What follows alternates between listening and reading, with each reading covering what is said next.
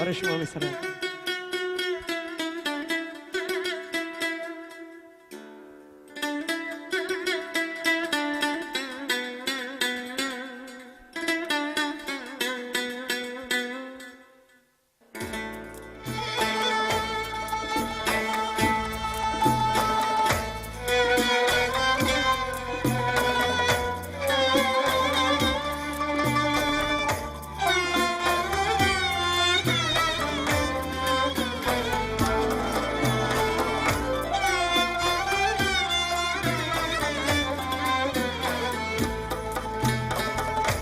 بعدی تو سنجام را صد پاره کردم مادرم، بعدی تو سنجام را صد پاره کردم مادرم، قلبی غم نادیده را غم خواره کردم مادرم، قلبی غم نادیده را غم خواره کردم مادرم، در فراقت چاره جوستم به این بیچارگی، خشتن را صدچنانه بیچاره کردم مادرم، خشتن را صدچنانه بیچاره کردم مادرم.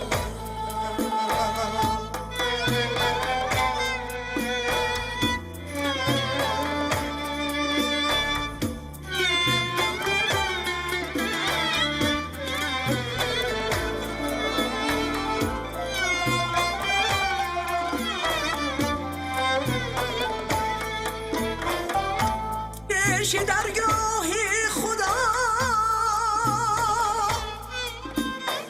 از حسرتی یک علت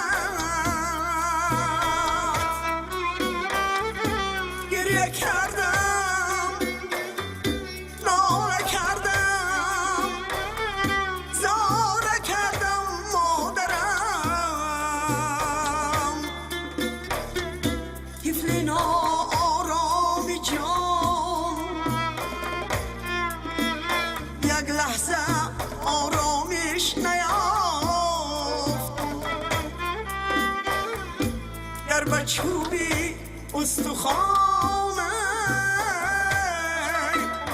گهواره کردم مادرم، گر به چوبی استخوانه گهواره کردم مادرم.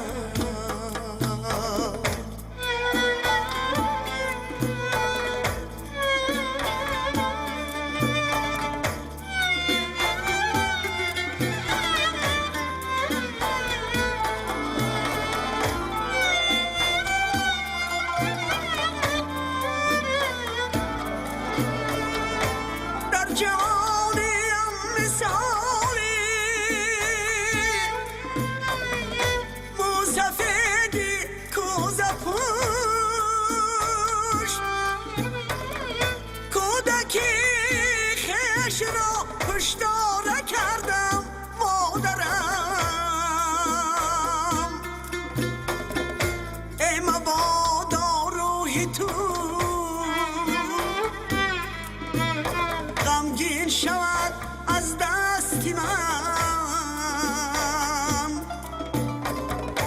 آذرخشت را چنین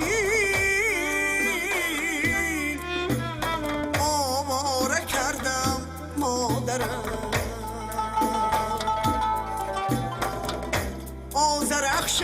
را چنین